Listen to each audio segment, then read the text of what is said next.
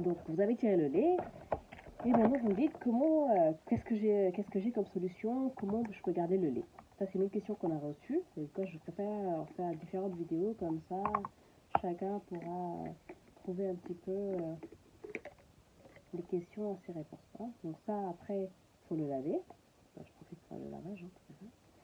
Donc il y a le couvercle pour fermer la bouteille, la bouteille qui va avec le tire-lait. Donc ça se lave. On enlève la partie là. On enlève ces parties-là au cahier du lait. Hein. On le lave avec comment on appelle ça, un savon doux avec pas disons votre lave-vaisselle courant, mais un qui peut être utilisé pour les ustensiles de bébé, etc.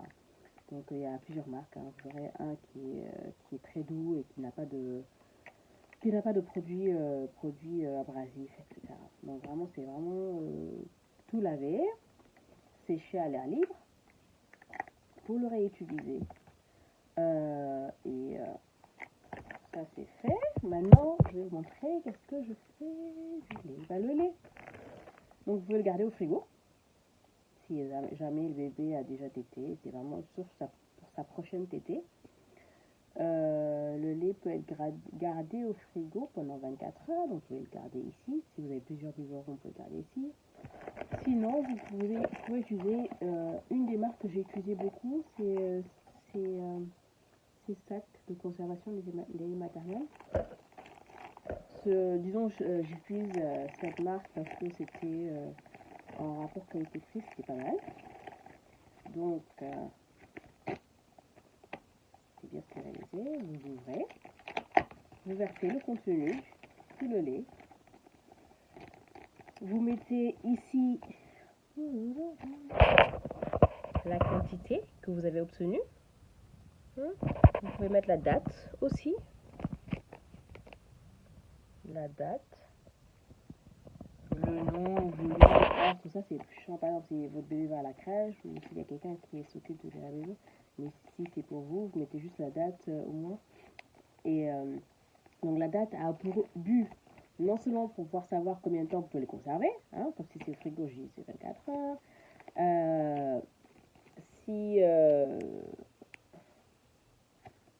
Si par exemple vous tirez et vous allez au travail et que vous voulez le congeler, vous pouvez le garder partie congélation, vraiment congélateur jusqu'à 6 mois. Donc dans ce cas-là, c'est pour ça vous verrez la date.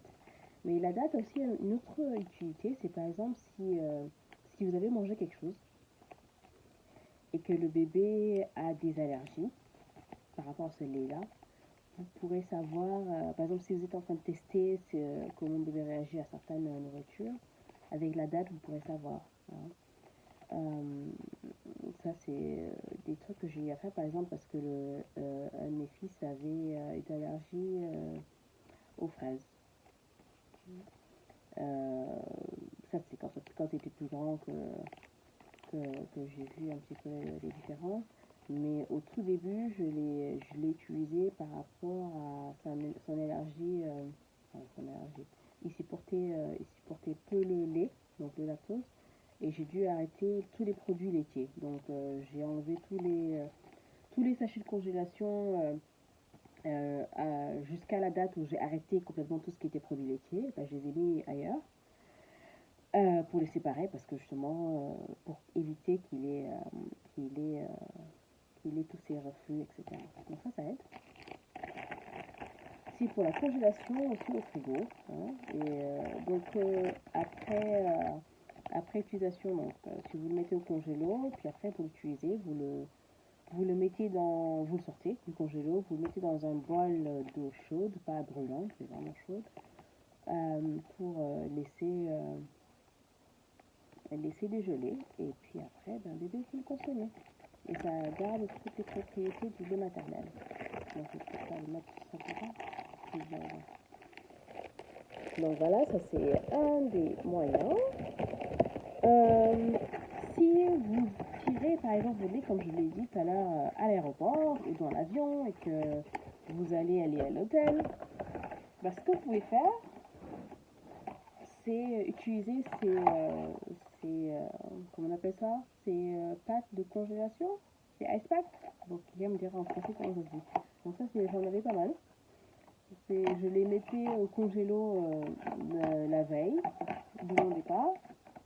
Et puis après, je mettais les pâtes ici. Ça permet juste de garder le lait au frais, comme si c'était au frigo. Et vous pouvez le garder ici et le mettre dedans. Et puis ça garde de la fraîcheur. Pareil, si vous devez sortir qui fait frais, et que vous savez que la prochaine tétée, vous ne pourrez pas donner à bébé de ça, c'est pratique pour aller au resto, etc. Vous gardez là et puis bébé pourra manger, pourra téter votre lait bon au biberon, mais c'est pareil que le lait maternel. Autre pratique, côté pratique du Spectra, j'ai pas la technique qui va avec, mais en gros, donc avec un des trucs que vous pouvez acheter, c'est le biberon qui va avec, hein, qui sortira d'ici, et donc bébé pourra téter directement à partir du biberon. C'est très pratique. Je vais faire prochainement d'autres vidéos. Une par rapport à une des deux autres pompes, hein, les deux autres, un autre tire-lait qui me reste ici. Les autres, je les ai donnés. Un autre tire-lait qui me reste, il s'agit du Medela, de Freestyle Advance. Non, it's not le Freestyle, c'est la Advance Pumping, not le Freestyle. Le Freestyle, je ne l'ai plus. Comme la Meda, je ne l'ai plus non plus. Je les ai tous utilisés, donc si vous avez des questions par rapport à ça, n'hésitez pas. Et puis un autre que j'ai, c'est un tire-lait manuel. Et je vous dirai pourquoi un tire-lait manuel peut être pratique également. Une autre vidéo que je vais faire, c'est par rapport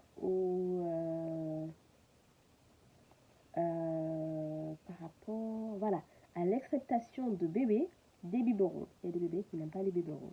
Hein. On a eu cette expérience aussi. Donc voilà, ça viendra. Merci de m'avoir suivi et désolé du silence qui était trop long. Mais on avait beaucoup de choses et on a beaucoup de surprises qui arrivent.